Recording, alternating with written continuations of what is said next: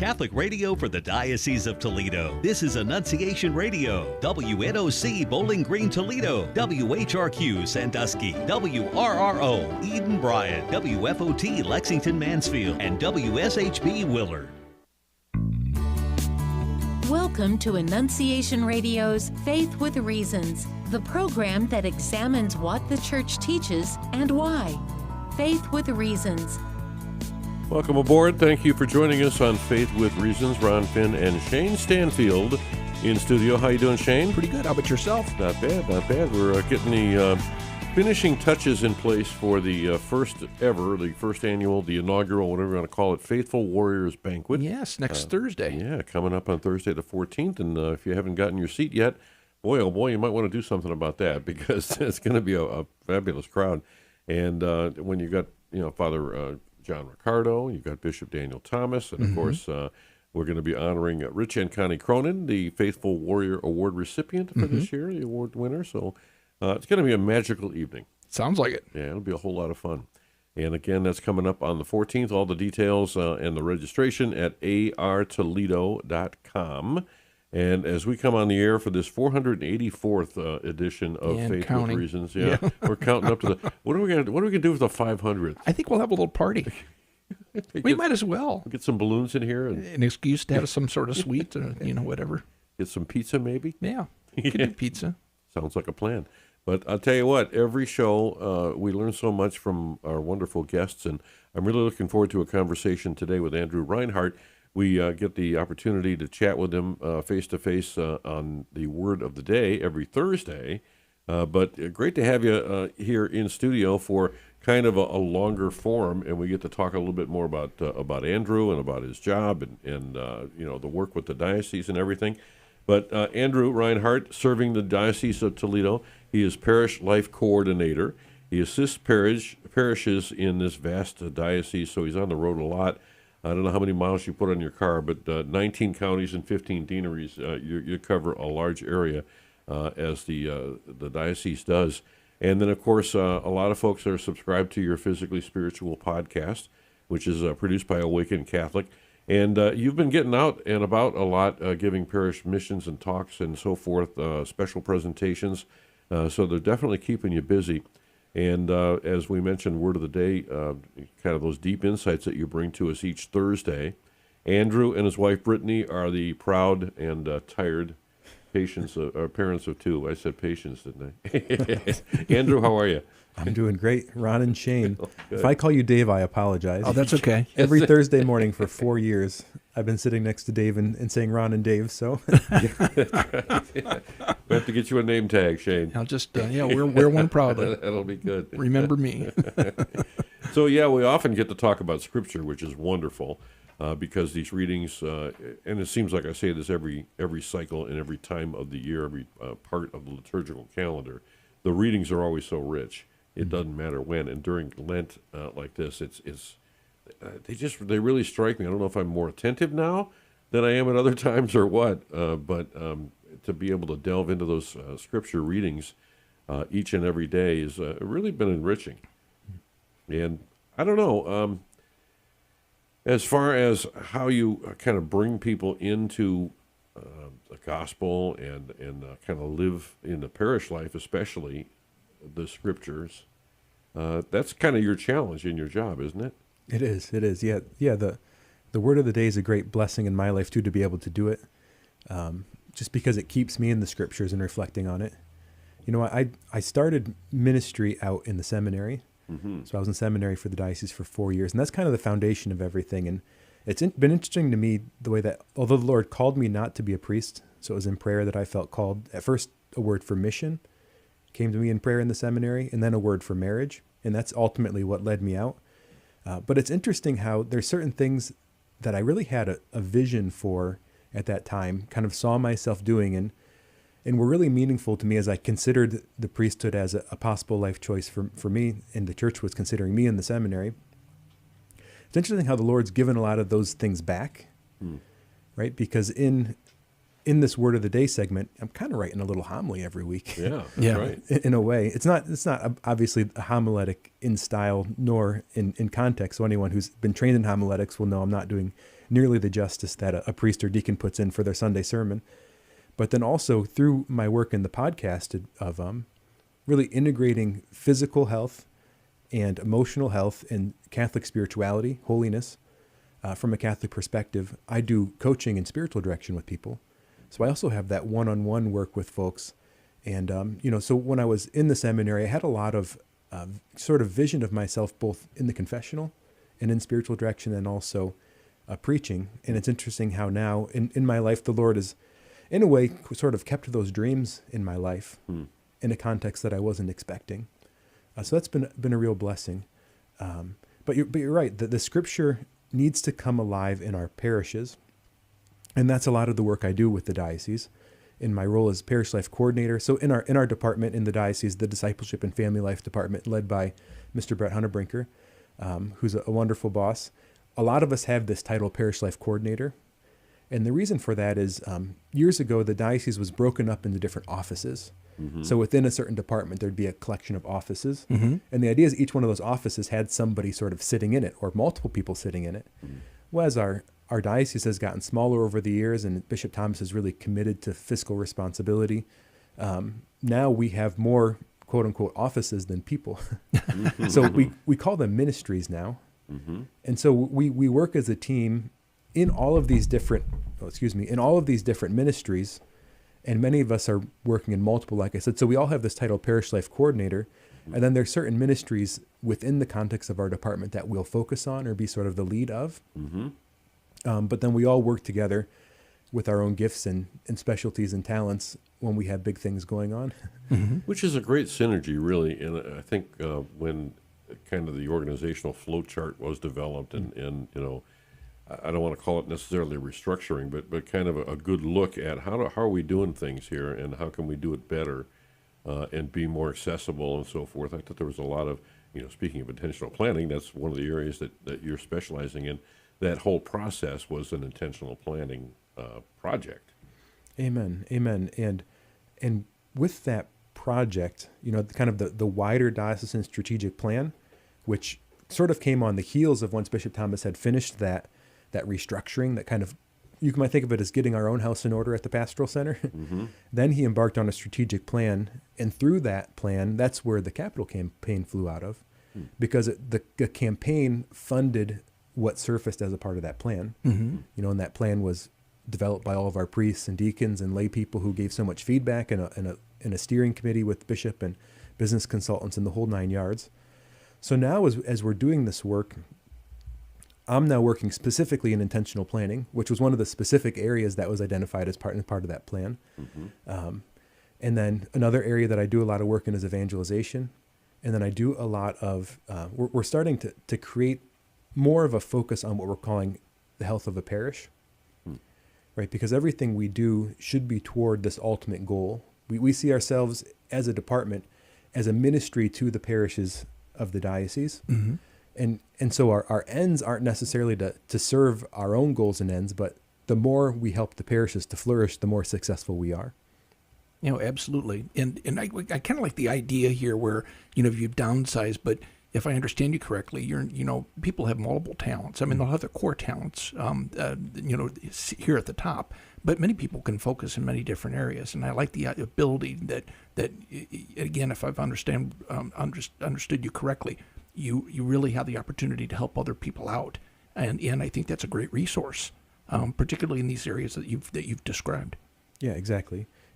So, like I do a lot of public speaking, mm-hmm. but not many other people on our team do. Or want to. Now sometimes, Brett, my boss, will sort of challenge another person to get up and be the MC for an event or to speak for an event or something like that. But oftentimes what will happen is I just sort of slot into there because it's relatively effortless for me. Mm-hmm. But something else like, for example, recruiting volunteers or organizing sort of the duties of setting things up, that's not my wheelhouse. Yeah. And there's other people on our team that really have a gift for those things. So we're able to work together and support each other. And I think really in that then I get a lot more done. relative to our workforce. So is your group, do they more or less inject themselves into each of the parishes? More of an evaluation, or are you more of a resource, like call us if you need us type of a thing? I mean, I can see this as a valuable service or a resource for the diocese as a whole, but how much does your office actually go in and try to, how would I say it, just kind of wedge yourself in there to evaluate what's going on and make sure that it fits the overall plan? Yeah, we primarily work with the parishes whom are seeking help. Okay.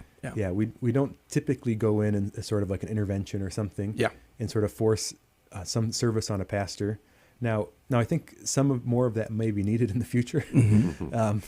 But really, we work as a diocese in the context of church law. Mm-hmm. And as part of that, a pastor has a certain amount of responsibilities, but with that come a certain amount of rights. Yeah. And what that law does is part of it is what it maintains the ideas that come out of Catholic social teaching in the actual structures of the diocese and of the church visible. And two of those principles are, number one, the common good, Mm-hmm. right? We need to work together. Things, just as mundane stuff that people might not think of, like having a common payroll system or a shared chart of accounts that all the parishes use, or having some standardized thing that all of our parishes are using together. Of course, that offers economies of scale Mm-hmm. and other benefits like that. But then the counterpoint to that is the principle of subsidiarity. Oh, yeah. That, things need to happen on the most local level possible. Yeah. In the church law, when you look at sort of the way that a pastorate is set up or way a parish is set up, there's a certain balance of that in the church law. So we try to work in those principles, mindful of those principles, that the pastor has, an authority within his own parish, Mm-hmm. that we don't violate. An autonomy. Yeah. Yeah, an autonomy. Yeah. As a pastoral center staff, unless, of course, there's some kind of mandate from the bishop or some kind of grave need Mm-hmm. when intervention is necessary. So we kind of navigate in that space of, I would say, working with those who are seeking the help. Mm-hmm. We also offer a lot of things that are just available for everyone. Like we have an internal website for our parishes by which we recommend best practices and recommended resources and have all kinds of training available to them on there. Mm-hmm. And then we're continually offering events where parish staff can come and be equipped and get training and learn sort of what's out there to apply in their workspace. And then we offer a lot of services when the pastor does contact us, that we go in and work with the pastor and the staff. Mm-hmm. Like one thing I will commonly do is go in and help a pastor have a retreat, facilitate a retreat Sure. or a staff day Mm-hmm. to address something going on amongst the staff. We also, within the office, there's all kinds of different ministries too. We have marriage and family life. We have our intercultural ministries, which include Hispanic Catholics, Black Catholics, persons with disabilities, and any other sort of maybe category of people whom are less served or less identified with in the church in general in our diocese. We also have ministry of the youth, young adult, and campus ministry. And like I said, the areas I already mentioned, like evangelization and planning. Okay. Very good. Well, and that makes you made a good point about having some systems in common, parish to parish, using some of that economy of scale. That's got to be a great benefit, especially like in July when you have priestly assignments come out, and they're going to a new parish, or are just first getting assigned to a parish. So to be able to go in from one parish to another parish, it's tough enough already on a priest to kind of get to know everybody and get the lay of the land and get comfortable in his role as pastor, meeting fresh faces like that. At least you have some common things that they can kind of take with them from parish to parish. Exactly. Yeah. So at least when he's at that first finance council meeting, the reports that are handed to him match in format the reports that he got at the last parish. So things like that are really helpful for the priests when they're working in different parishes around the diocese. And part of what I actually do is work with the data we have available to us in order to leverage across our organization. So we're constantly collecting data from our parishes, and we have all kinds of data available to us through the internet and through the government.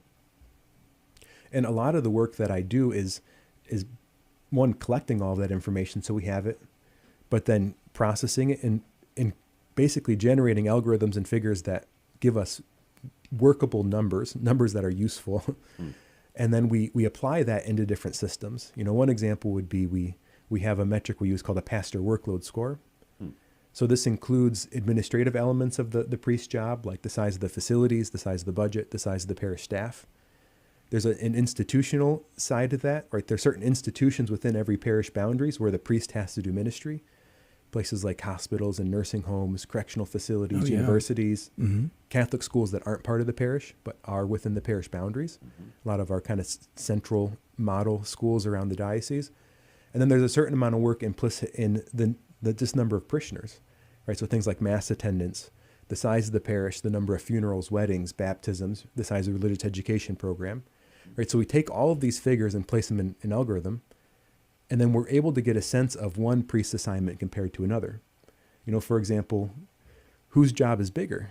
A very big parish like Finley St. Michael's down in Finley, Father Adam, or dear Father Hoyles out in Sandusky, who has 3 pretty good sized parishes out there that he's pastor of. Yeah, right. And having data like this helps us to make good decisions.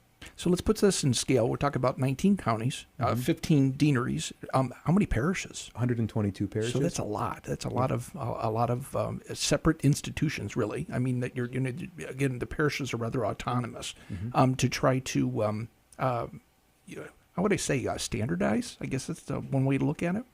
Yeah, there's some standardization of systems and processes, but really then it's how do you apply it in the local situation, right? So much in the world comes back to the philosophical question of the one and the many, right? This kind of question, the local versus the universal. In the government, it's sort of the local versus the federal or the state. So the kind of balancing or even transcending the dichotomy in these principles often is the recipe to success. So yeah, there is that mixture of standardization versus individual. And so that's where you can't just sort of put out a policy or sit in your office and write documents for the priest to follow or something like that. But you have to go to the parishes and actually do the work. Yeah. Get involved, get to know the people, get a sense of what's local. When we have this pastor workload score, it captures certain elements of parish life, but then others it doesn't. Like I was, just one example of this would be I was meeting with a pastor. We kind of used those figures to think of what could happen, right? Oh, if those 2 parishes were to work together, what would that look like compared to other assignments around the diocese? And it gives us a sense both of sort of the range of what we're looking at, but then also it gives us a sense of, well, would this assignment need an associate pastor? Would it just be a one priest assignment? Or would the priest be able to do all the masses that would be implicit in this assignment? Because the priest by law can only do so many masses on a Sunday. So one assignment we went into, and it didn't look very big, but then we realized there was a psychiatric hospital within the parish boundaries. Oh, yeah. So that priest is in that hospital multiple times a week, saying mass in that hospital during the week. So factors like that you can really only discover by getting in there and getting to know the people and getting to know the situation. Do you really get a sense of what's happening in the parish?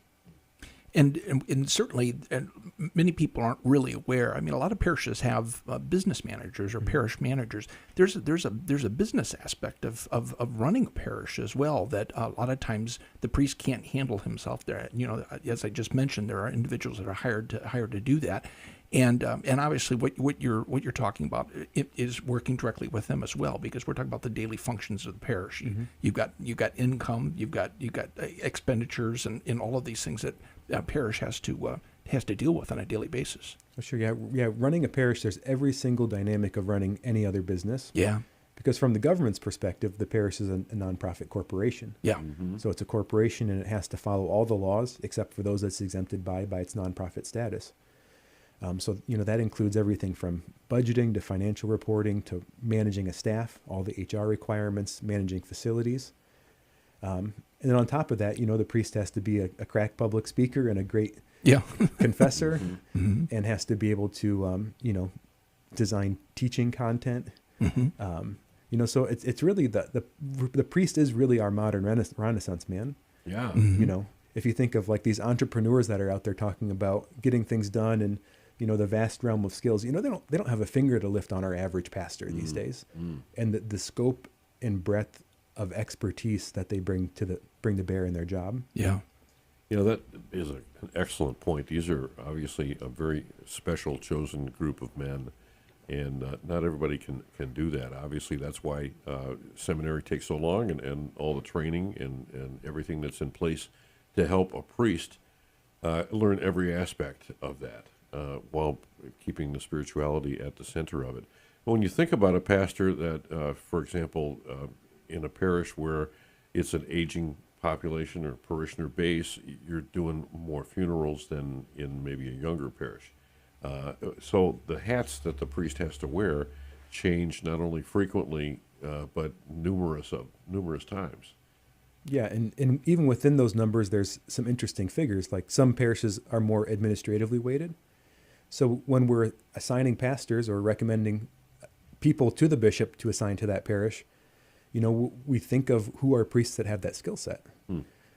So similarly, other parishes are more weighted toward the ministry stuff, a bunch of sacraments, kind of just a high volume of like weddings, funerals, high mass attendance. You're going to be doing a lot of anointings, things of that nature. So some priests can really handle that volume. It's interesting. One data point that we collected every year that the priests do a letter of intent in the fall, and it's just a feedback to the diocese about sort of what their outlook is for the next year. If they want to stay where they're at, if they want to be renewed because pastoral assignments are on a 6-year term, that can be renewed, et cetera, et cetera. So we asked the priests, at the end of celebrating all your weekend masses, are you energized and ready for that next mass, or are you exhausted and you need to nap the rest of Sunday? And the answers kind of came back 50-50. Wow. And when you think of that, I think a lot of it is kind of an introvert-extrovert split. Mm-hmm. And so all of this information helps us to make wiser decisions. With it too, when we're taking all these numbers into account, like I said, the numbers only give you part of the picture. Mm-hmm. One of the things that I like to say is the numbers just help us to ask the right questions. Yeah. And then you go into the local level to then seek the answers to those questions. Wow. So we oftentimes use the numbers to ask the right questions and then go to the parish or the local community to try to seek the answers. Yeah, because the number's only going to suggest something, so you have to get out there on the ground and do your own own investigation. That certainly makes sense. Mm-hmm. And then serving the parishes with some direct assistance or some advice or hearing their feedback, gathering all that information has to help a great deal. And I would imagine a lot goes into coming up with the right questions to ask, so that you can respond to any needs that they might have. It's not like you get a request or a need that comes forth and you have to do the research then. You've done a lot of that already. Yeah. We try to equip the pastors with that information when they want it, and with that too, then when we go into a parish, when I go into a parish and get involved, I have a sense already. It's a bit like a scouting report. Mm-hmm. Yeah. Well, if you were a coach preparing for a sport or something like that, you can do a lot of scouting, which is valuable, limited value, but it certainly does have value. And I want to go back just a little bit to your time in seminary. Were you at St. Meinrad? Yeah, so I did undergraduate at the Pontifical College Josephinum. I finished my undergraduate degree from there. Then I was at St. Meinrad for theology studies, and that's when I discerned out. And then I went and did campus ministry at St. Thomas More in BGSU. And then I finished my master's degree from a distance at St. Meinrad as a lay student while I was working there. So what is your degree in? Undergrad? Yeah, so the undergrad's in philosophy. Mm-hmm. I did a lot of Hispanic studies along with that. And then my graduate degree is basically in theology with a bit of pastoral studies. It's an MA in Catholic thought. Nice. That's what it's called. Yeah. And that has to help a tremendous amount. As you kind of alluded to earlier, it kind of propelled you. Were you able to kind of keep those vocational dreams alive, even though the path changed a bit? You entered parish life and served as a parish, a business manager and so forth. So it has served you so well, and I guess I kind of reflect on the fact that if anybody who's reluctant to explore that vocational path of the priesthood, even if it's not like you're wasting time going down that road. If you discern that that's not for you, you're still going to benefit greatly from that, as you're a living testament to.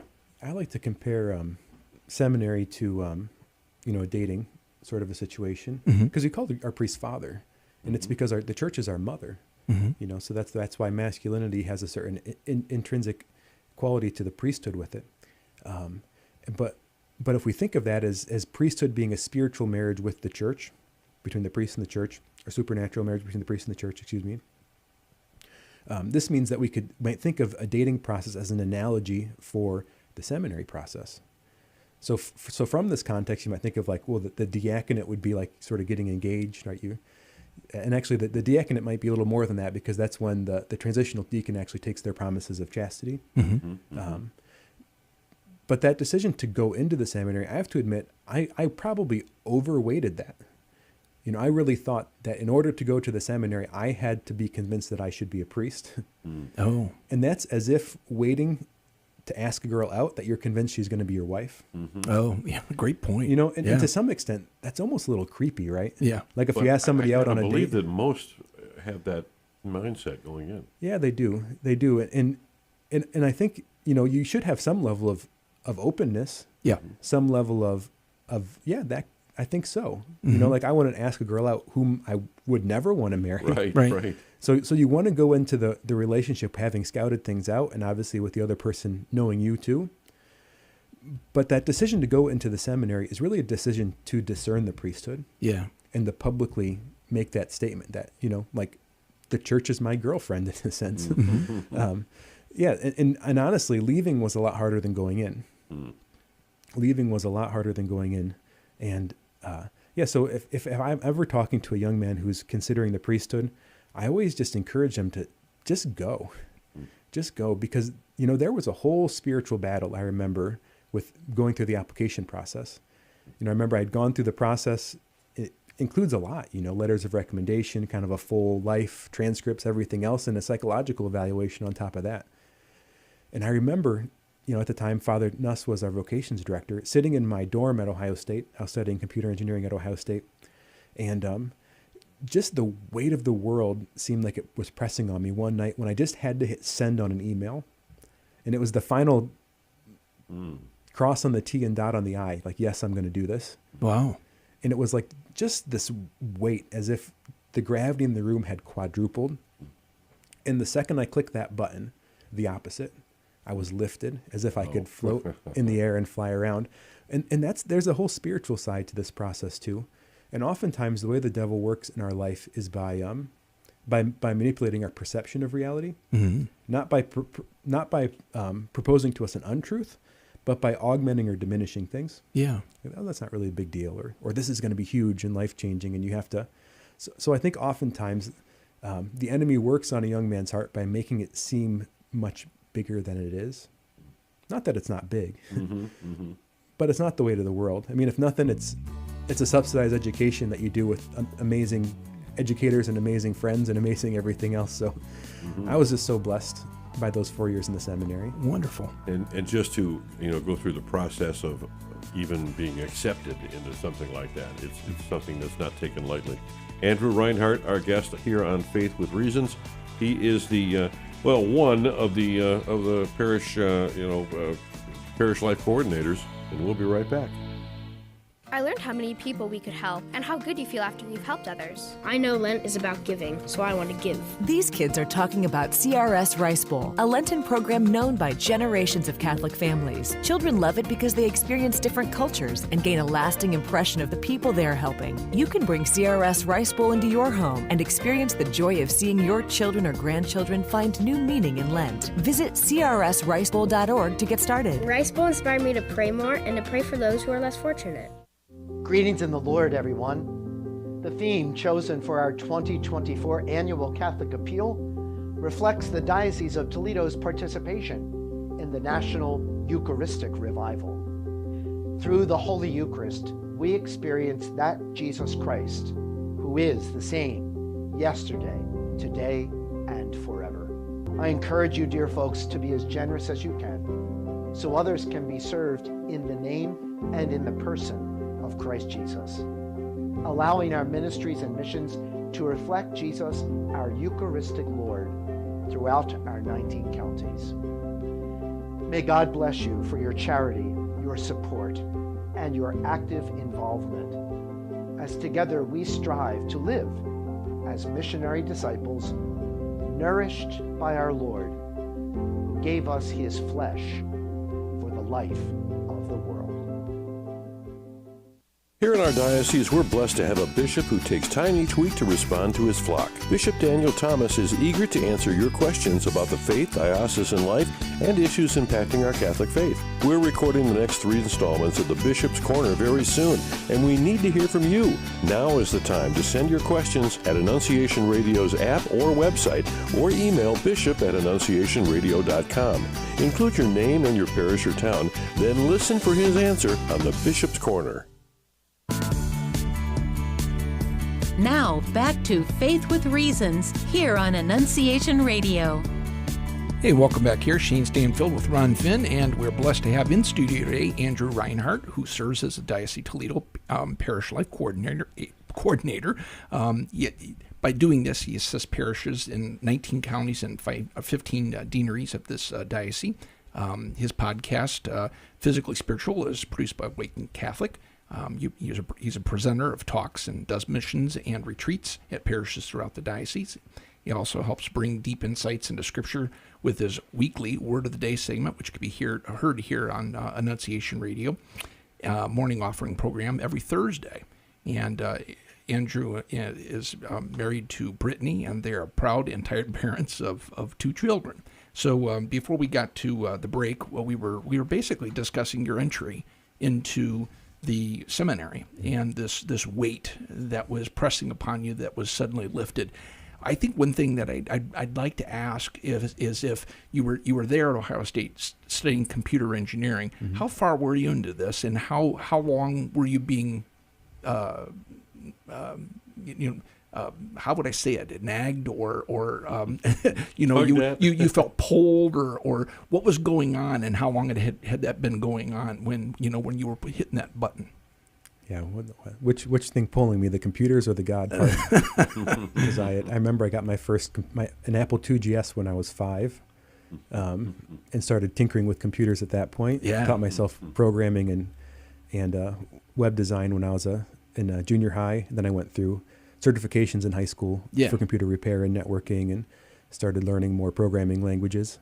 And then I was at Ohio State for 1 year doing deeper studies, really mostly prerequisites for the engineering school. So computers were kind of deeply ingrained in me as a young man, and it really honestly is a bunch of skills that I use today. Sure. When both, working at the diocese and also on the podcast and coaching and other things I do. But the call really started in high school. I was at Calvert in Tiffin, mm-hmm. and Father Mike Dandrin was our chaplain at our high school at the time, and now he's a co-worker at the diocese. He's our vicar general, so mm-hmm. It's a blessing that our paths keep crossing, because he was also my pastor at St. Thomas More when I worked there too. Mm-hmm. And he had just come down and subbed in a classroom, and somebody asked him, obviously he didn't have a lesson plan looking back, so he did stump the priest or ask the priest questions for the class, and one of the young ladies had asked, well, why the heck did you be a priest? So sort of implying like you could have dated somebody if you wanted to, And he told his vocation story, and I just kind of felt like a sense of at-homeness with that idea. Yeah. And I ran from it. I hit it. It took me a good 2 years to really consider it, and it really took, I think, my own faith deepening, but then also the Lord stripping other things, my other priorities away as I was going into college. So it took me about 3 years to take the step from the initial sort of sense mm-hmm. to fighting it, to then considering it, to then actually taking the step. Yeah. That's actually pretty quick. It took me 5 years to get talked into going on a retreat. well, the young are malleable, and I think the Lord knew if he didn't get me young, I would have been lost. Yeah. Because I'm still not far from lost, even though he got me young. Well, that's it. As Ron mentioned in the first half, even though that you ended up discerning out of the program, you learned so much. I mean, you're clearly called to be doing what you're doing now, and obviously there's a plan for more at some point. What that is, who knows? But you've been given a wealth of training. I mean, just from the seminary itself, but you've moved on since you've discerned out to finish your master's in theology. There's still an interest there. Yeah, I never stopped studying. Yeah. I had was a great Jesuit scholar at the Josephinum when I was there, Father John Michael McDermott, who was for a while on the Pontifical Theological Commission. And I didn't have them in class. I tried to sign up, and they thought I was too early in the program, and they were probably wise there. But we were often at the gym at the same time. Mm-hmm. And I remember once he just told me, he said, don't worry about what school you're at. He said, you can study anywhere. You can study anywhere. He said, if you go on for more graduate studies, just find the person you want to study with, regardless of what institution it is. And he said, but regardless of whether or not you're in school, you can still be studying. And honestly, I believe that deep to my core. And I've, learned more since I left graduate school than I learned when I was in graduate school. Yeah, that's awesome. And people can do that on their own just by regularly reading. I mean, picking up a good spiritual book, and a lot can be gleaned from that. Yeah. It feeds into I think it's a double-edged sword in my life. I think one of my earliest coping mechanisms was thinking. Yeah. When I went through difficult things, I could always retreat in my head and Yeah. ponder the world of the ideals and get away from reality. And so I had a natural proclivity to it that was really, I was kind of weird in my family. My my parents, my brother are much more practical people. They don't sit around and think about the things that I do. So when I started discerning the seminary, it was such a blessing because, this kind of intellectual side of me that was always there was all of a sudden an asset. Yeah. Yeah. On the other hand, it can be a curse, right? Because I can struggle with, I call it infotainment, where I'll learn just to pass the time. Yeah. I started watching documentaries when I was like 5. So I got to be careful because documentaries for me are kind of like crack cocaine. Oh yeah, it can kind of suck you in, and you go from one program to another. Yeah. Exactly. Yeah. So that kind of learning bug is a blessing, but it's also something I need to moderate. Yeah. Wonderful. So you're obviously doing podcasts now. Is there a tie between? Is this something you just decided to do on your own? You felt called to do, or was there a tie to to your job that you thought that you might want to try to incorporate the two somehow, or how did that come about? Yeah, it's not formally tied to my job. On the podcast, I speak on my own behalf, not representing the Diocese of Toledo, but in that it really grew out of my experience. So leaving the seminary, it's difficult, When you're in the seminary, you don't think you're ever going to have to make a resume or wear a tie or date somebody. Yeah. So leaving the seminary isn't like finding a new job. It's like finding a new life. Yeah. From top to bottom. And it's difficult. And, when I was in that first ministry position, also, once again, in my first job, learning a lot of stuff, was blessed, to have a lot of strong relationships and be in a strong community there at St. Thomas More. But in the midst of that, really struggled to stay healthy. Yeah. Because so much of the seminary structure props you up in that way. It's an environment that you're on a common mission. The meals are provided for you, and there was always healthy options. Yeah. 3 square a day. It was easy to work exercise into the schedule. Obviously, this life of study is a life of leisure. Even if it's intense study, it's still leisure. So I really struggled to maintain a healthy lifestyle once all of those kind of crutches and braces in my life were taken off, and I was left to walk on my own. And as a result of that, I struggled. My sleep wasn't sleeping a lot. I wasn't dealing with stress well. I'd been a smoker and hadn't kicked the habit yet all the way. At one point, I'd actually gotten up to about 400 pounds. Wow. In weight gain. And I was always bigger. I was over 200 when I was in like 7th grade.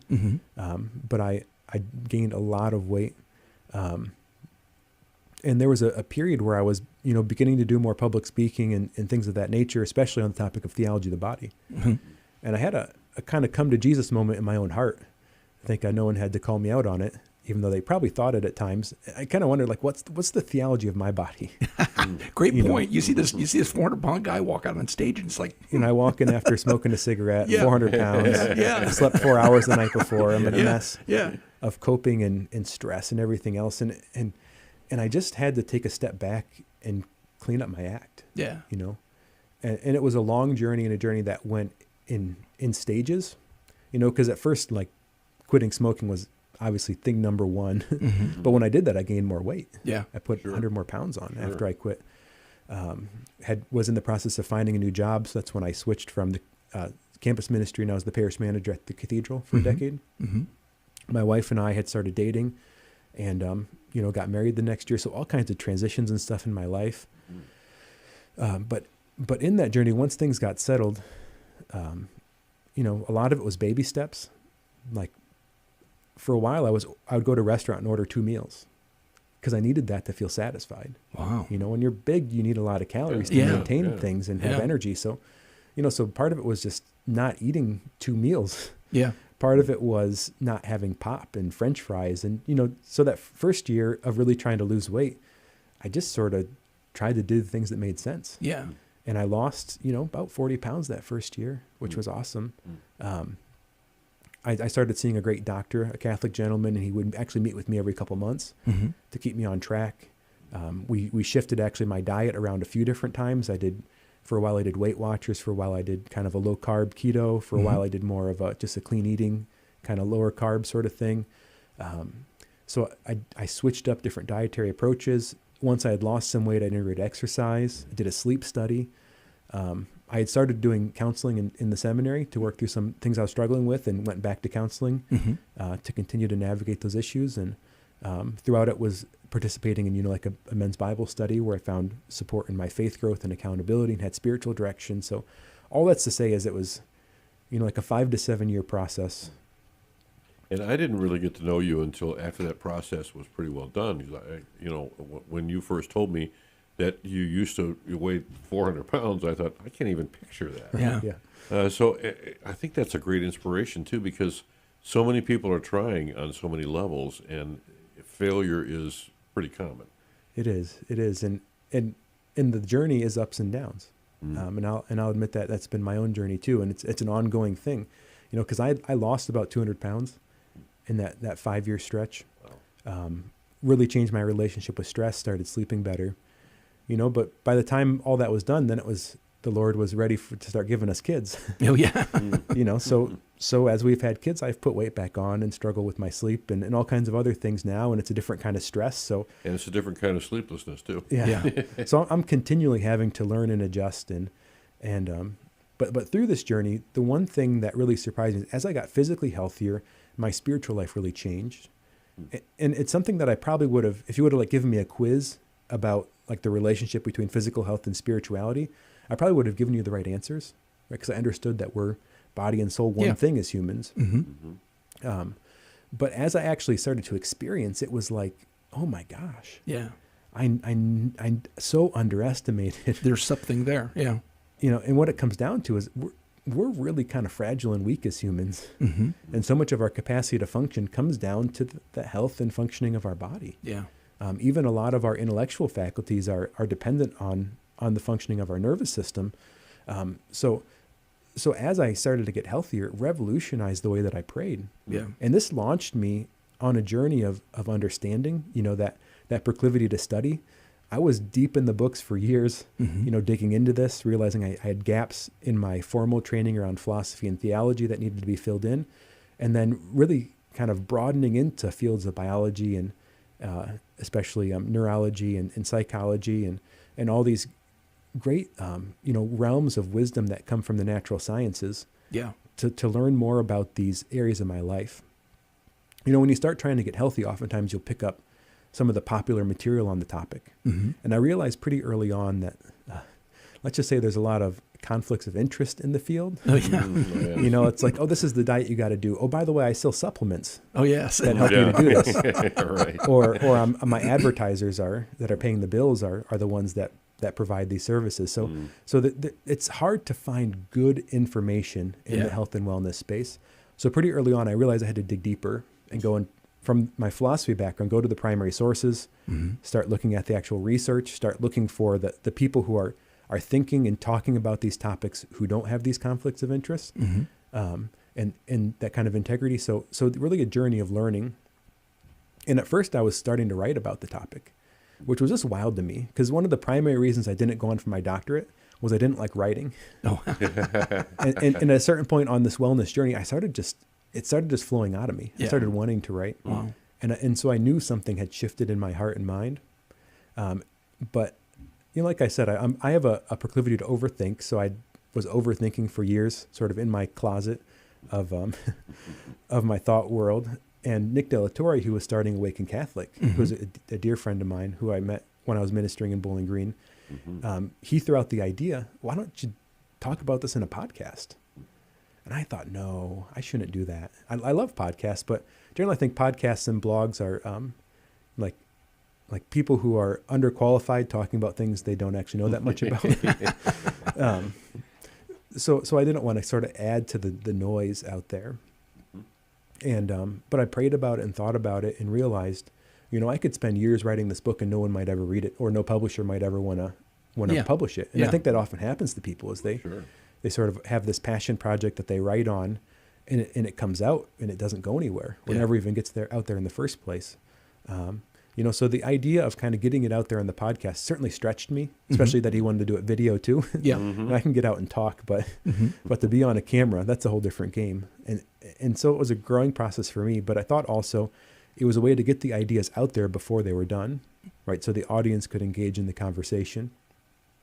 And really what it's been, I don't get a lot of people, I don't get a lot of hate section online. If you talk about things like God's existence or stuff like that, the atheist mafia comes after you. But in general, you don't have to talk politics. You can just bring up, there's a hate group for everybody. In general, the conversation has been, as I talk about a topic and somebody really connects with it and wants help, they'll reach out to me. Yeah. And I'll either, just chat with them and hear about their experience, or I offer coaching and spiritual direction for folks. So I might start helping them in a formal way on that level. And I can't tell you, it's one thing to learn about a topic in a book. It's another thing to apply it to your life. Yeah. It's another thing to help somebody else try to apply it. Yeah. Because, once it works for you, we're convinced it's the best idea in the world. Sure. But anyone in any kind of clinical setting, whether it be a doctor or a counselor, and I'm neither of those things, to be clear, but they know for sure how difficult it is for people to just comply with ideas that work. Yeah. So even if you have the best idea in the world, it doesn't do anyone any good if they don't do it. Yeah. Well, but I think you serve as a great witness to, getting back to what you said before, we're both body and soul. It's composite, and we, in addition to that, we must never try to compartmentalize certain aspects of our lives, because it's all intertwined. Yeah. So when you're talking about, we're both physical and we're spiritual. So when one is suffering, the other one suffers as well. It makes entire sense. But I think we always overlook this to certain degrees. And I think what you've lived through is a testament to somebody to say, I can do that. It's almost when you experience someone that's been touched by the Lord, they see something in them that they want, and I think that what you've gone through. So I just look at what you're doing now is very, very positive, and it will likely go somewhere for you. Yeah. I don't know where the Lord's taking it all. Yeah. But I'm letting him use it. It's and it's a blessing to have the opportunity now. Because, sometimes I don't have to go get the guest. The publisher sends me a book and says, you want to have this guy on? So at first it was kind of a lot of work to find people to talk to. Oh, yeah. And at first I was sharing a lot of my own content.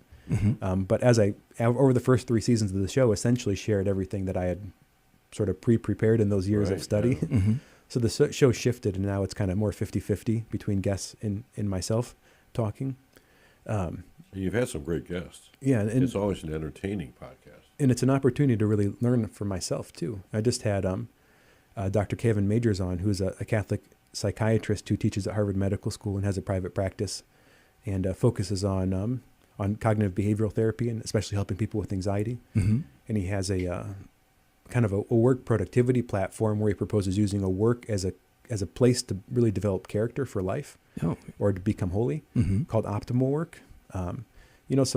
So like having an opportunity to talk to someone like that, man, I was just drinking from a fire hose for an hour. Yeah. And, the fact that I get to share it with others is like the icing on the cake. But man, I'd pay for another hour to talk to that guy. Oh, wow. And I think it's a fascinating aspect of I would say this job, because essentially Ron and I are doing the same thing, and the joy that you get from having somebody that comes onto your show, and you don't need to work, for the interview. Here we're having a great conversation. A lot of times you could talk to an author that's got such great wisdom in a particular area, and they've written multiple books on this, and the conversation carries on itself. And I think that happens for a reason, because I always believe in the back of my mind that while I may find it interesting, a lot of people may not. But on the flip side of it, what we may be discussing is exactly what somebody else needs to hear. Yeah, it's just mining that source, yeah, to kind of draw out some great information, which is pretty much universal. I mean, when people are viewing or listening to your podcast, for example, they may not be there because of a certain reason. They're just there and checking it out, and there's something that will be gleaned from that. Somebody will benefit from it in some way. Amen, amen. And sometimes it's like, I don't even know where they hear the stuff they say. Yeah. They're like, oh, I heard you say this on the podcast. And I don't remember saying that. Yeah. But that's the way the Holy Spirit works sometimes. Absolutely, yeah. Yeah, it's the Lord speaking to our heart in those moments. So I'm just humbled that the Lord would use it. And obviously I'm open and always would love more feedback from people about how it goes, or what kind of guests they would like to see, or topics they find interesting. Oftentimes you're sort of following the metrics, because on a podcast you're sort of speaking. I'm speaking to a camera and a microphone. Yeah. There's no one there unless there's a guest, and you sort of see how things land, and it gives you a sense of if people are interested. But yeah, if they ever recommend a topic or a speaker, I'm very, very interested in learning about it. So is there a link on the podcast for them to get in touch with you? Yeah, so I have a website, becominggift.com. There's a contact on that. And then anywhere the podcast is posted, except for like maybe the podcast player on your phone, you can leave comments or replies. Right. Whether it be leaving a review of the show. So people actually read those. Nice. Yeah.